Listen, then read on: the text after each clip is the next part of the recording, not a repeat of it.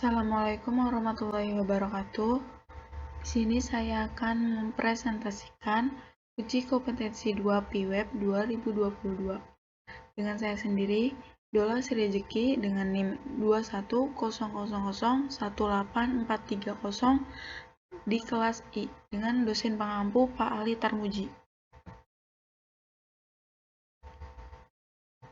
Yang pertama, di pertemuan 8 ada JavaScript lanjut atau validation. JavaScript adalah bahasa pemrograman tingkat tinggi dan dinamis. JavaScript populer di internet dan dapat bekerja di sebagian besar penjelajah web populer seperti Google Chrome, Internet Explorer, Mozilla Firefox, Netscape, dan Opera. Kode JavaScript dapat disisipkan dalam halaman web menggunakan TypeScript. Selanjutnya, di sini merupakan laporan tugas pemrograman web ke-8 saya.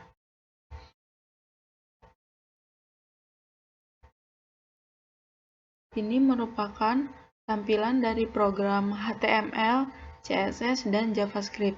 Di dalam program tersebut terdapat button yang di dalamnya sudah saya tambahkan link profil Instagram saya yang jika diklik akan menuju profil Instagram pribadi saya. Selanjutnya, terdapat form untuk mengisi username dan NIM sebagai password. Server-side scripting. Pertemuan 9. Server-side script. Slide programming web server sintak dasar SSC. Server-side scripting adalah bahasa pemrograman web yang pengolahan datanya dilakukan oleh komputer, server, atau penyedia. Jadi, setiap kali sebuah web dikunjungi, server akan mengirimkan data-data yang diminta dari database yang kemudian akan ditampilkan di web. Server-side script biasanya hanya ada pada web dinamis saja. Contoh client-side scripting adalah CSS, JavaScript, jQuery, HTML, XML, dan HTML. Berikut merupakan laporan tugas pemrograman web ke-9 saya. Lalu di sini ada listing program ke-1.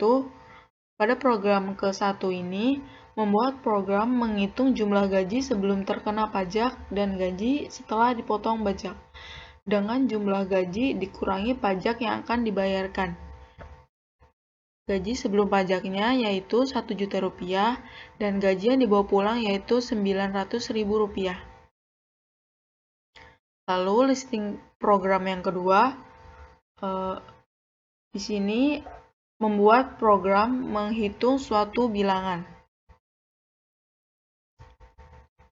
Selanjutnya ada PHP atau Hypertext Preprocessor. Server-side programming, percabangan, dan perulangan. Pengertian PHP sendiri yaitu bahasa pemrograman yang digunakan secara luas untuk penanganan pembuatan dan pengembangan sebuah situs web dan bisa digunakan bersamaan dengan HTML. PHP adalah bagian dari bahasa script seperti JavaScript dan Python.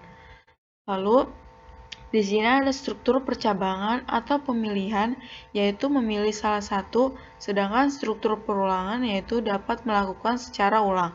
Kelebihan suatu program supaya bisa melakukan tugas kompleks yang dilakukan supaya menggabungkan instruksi sederhana sehingga dapat menjadi struktur.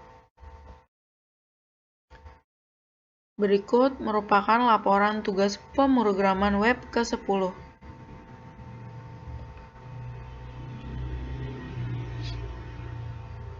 Selanjutnya, di sini ada listing program 10/1 dengan output nilai sama dengan 90 akan mendapatkan nilai A-.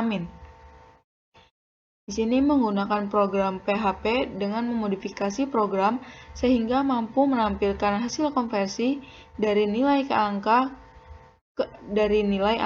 ke nilai huruf menggunakan if-else untuk menghitung nilai yang didapatkan. Input nilai dimasukkan di dalam program. Output akan menampilkan nilai yang diinputkan di dalam program. Di sini saya menginputkan nilai 90, maka akan mengeluarkan output nilai huruf A-.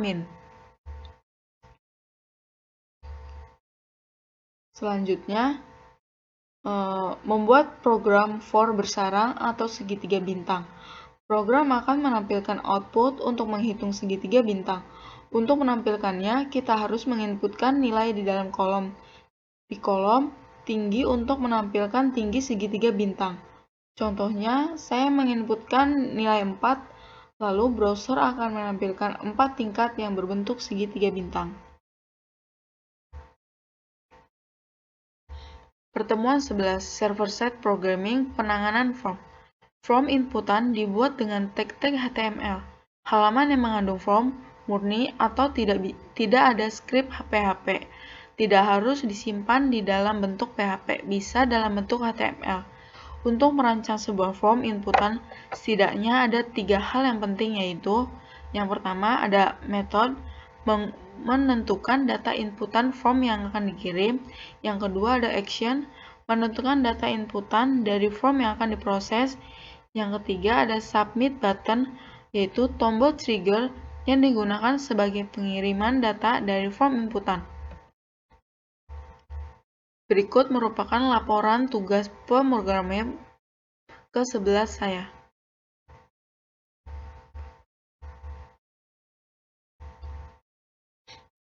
Selanjutnya, ada penanganan form dengan form input tipe teks dan password.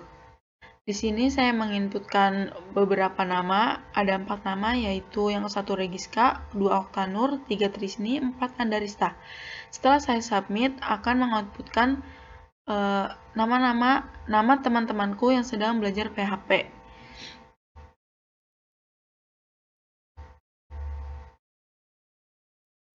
Lalu ada form input tipe teks dan password juga. Di sini saya memasukkan username dan password. Jika saya klik login, akan mengoutputkan output login gagal, maaf ulangi.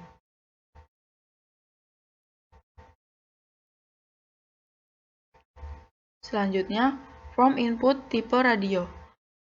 Di sini ada contoh untuk pemilihan program studi.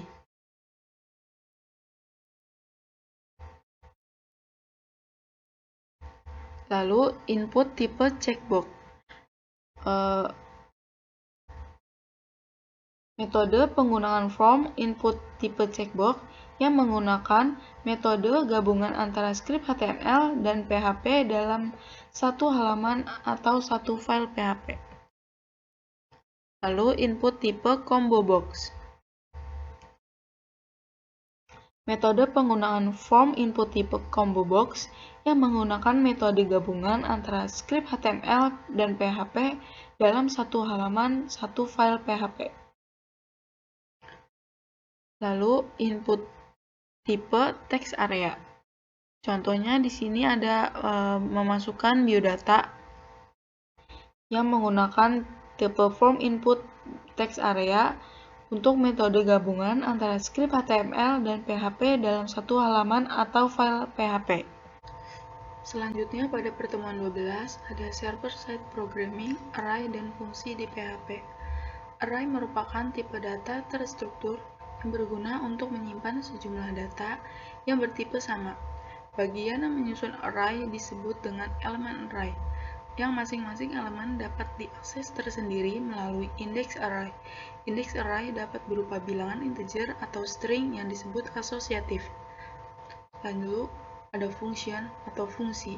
Dalam PHP dikelompokkan menjadi 2 fungsi yang disediakan oleh interpreter PHP dan fungsi yang dibuat oleh user, UDF, User Defined Function. Fungsi-fungsi array dan lainnya yang telah digunakan di atas atau materi sebelumnya adalah fungsi yang telah disediakan oleh interpreter PHP.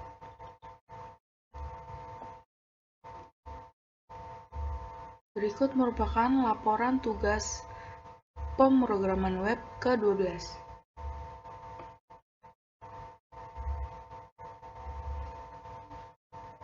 Di sini ada array dengan for dan for each. Dengan output menampilkan isi array dengan for dan menampilkan isi array dengan for each dengan output berikut.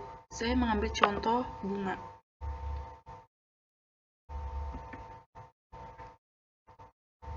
Lalu array forage dan whitelist, menampilkan isi array asosiatif dengan forage.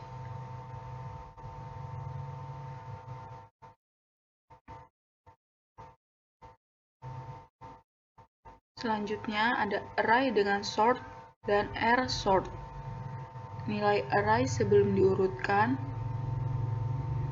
ada berurutan dari yang tertinggi sampai yang terendah. Lalu ada nilai array yang diurutkan dengan sort. Ada dari terendah sampai tertinggi. Lalu ada nilai array setelah diurutkan dengan r-sort. Balik lagi ke yang pertama, dari nilai tertinggi sampai nilai terendah.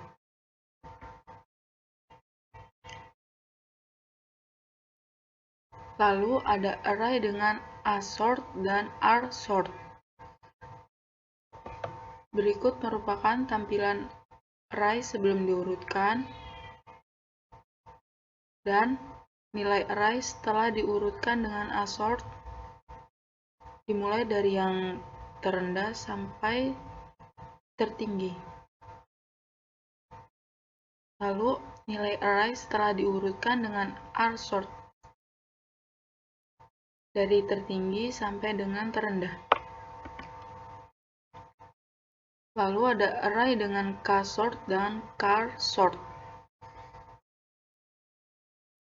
Nilai array sebelum diurutkan dari 96 sampai 65 yang paling terendah. Lalu nilai array setelah diurutkan dengan k-sort ada 96 sampai dengan 65 dari yang tertinggi sampai dengan terendah.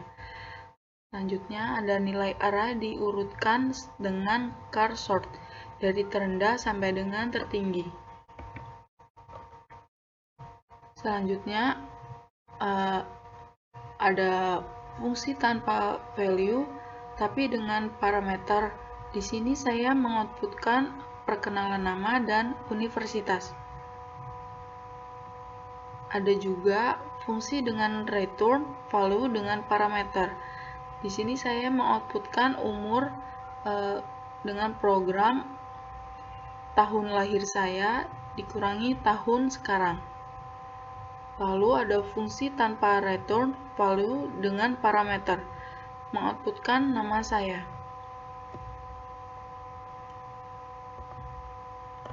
Sekian presentasi dari saya. Terima kasih. Wassalamualaikum warahmatullahi wabarakatuh.